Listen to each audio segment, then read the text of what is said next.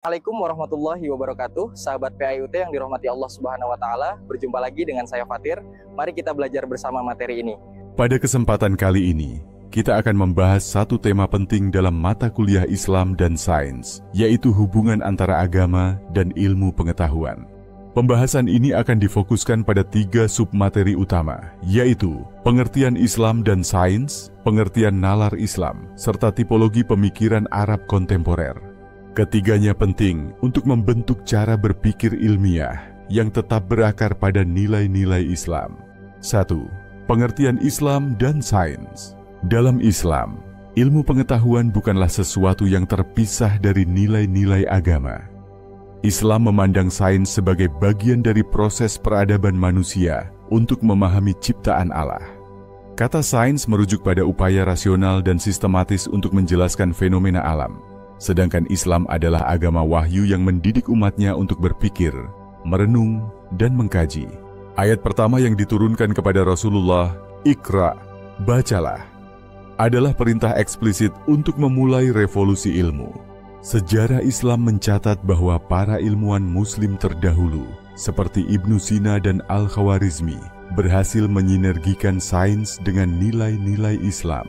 Mereka tidak hanya menjadikan ilmu sebagai alat teknis, tetapi juga sebagai sarana mengenal Tuhan dan membawa kemaslahatan bagi umat.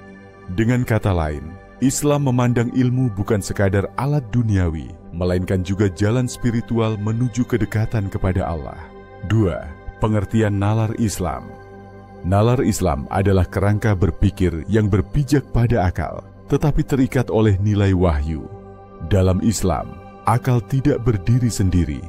Ia dibimbing oleh Al-Quran dan Sunnah agar tetap berada dalam koridor yang benar. Penggunaan nalar semata tanpa wahyu bisa menjerumuskan pada relativisme nilai, sementara pemahaman wahyu tanpa akal bisa menghasilkan sikap taklid buta. Oleh karena itu, nalar Islam berfungsi sebagai sarana untuk memahami teks keagamaan, menjawab tantangan zaman, serta menimbang antara maslahat dan mafsadat. Dengan nalar ini, umat Islam dapat mengembangkan ilmu pengetahuan tanpa kehilangan arah spiritual.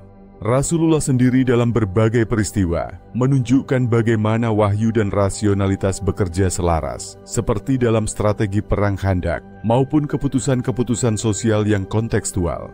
3. Tipologi pemikiran Arab kontemporer.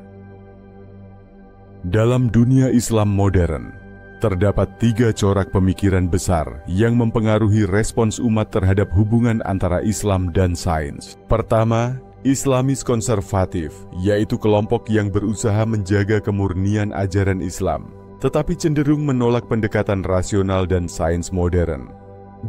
Karena dianggap mengandung pengaruh Barat. Kedua, sekularis radikal yang justru memisahkan total antara agama dan ilmu pengetahuan. Mereka menganggap wahyu tak relevan dalam perkembangan intelektual modern. Ketiga, Islamis modernis, yaitu kelompok pemikir yang berusaha menjembatani antara nilai-nilai tradisional Islam dan modernitas, dengan tetap menjadikan wahyu sebagai rujukan normatif dan akal, sebagai alat kontekstualisasi. Tokoh-tokoh seperti Muhammad Abduh, Fazlur Rahman, dan Nasr Hamid Abu Zaid termasuk dalam kelompok modernis ini. Mereka berusaha membaca ulang teks-teks keislaman dengan pendekatan maqasid, tujuan hukum, agar ajaran Islam tetap hidup, kontekstual, dan menjawab realitas zaman. Pendekatan inilah yang penting kita pelajari sebagai mahasiswa dan pembelajar Islam di era digital ini. Sahabat PAIUT yang dirahmati Allah, dari ketiga pembahasan tersebut, kita dapat menyimpulkan bahwa Islam dan sains sejatinya bukan 2 kutub yang bertentangan, melainkan saling melengkapi. Islam memberi arah, dan sains menjadi sarana. Nalar Islam adalah jembatan yang menyatukan keduanya, sehingga umat muslim mampu menjawab tantangan zaman tanpa kehilangan akar spiritualnya. Sebagai penutup, mari kita jadikan ilmu sebagai ibadah dan wahyu sebagai cahaya dalam perjalanan intelektual kita.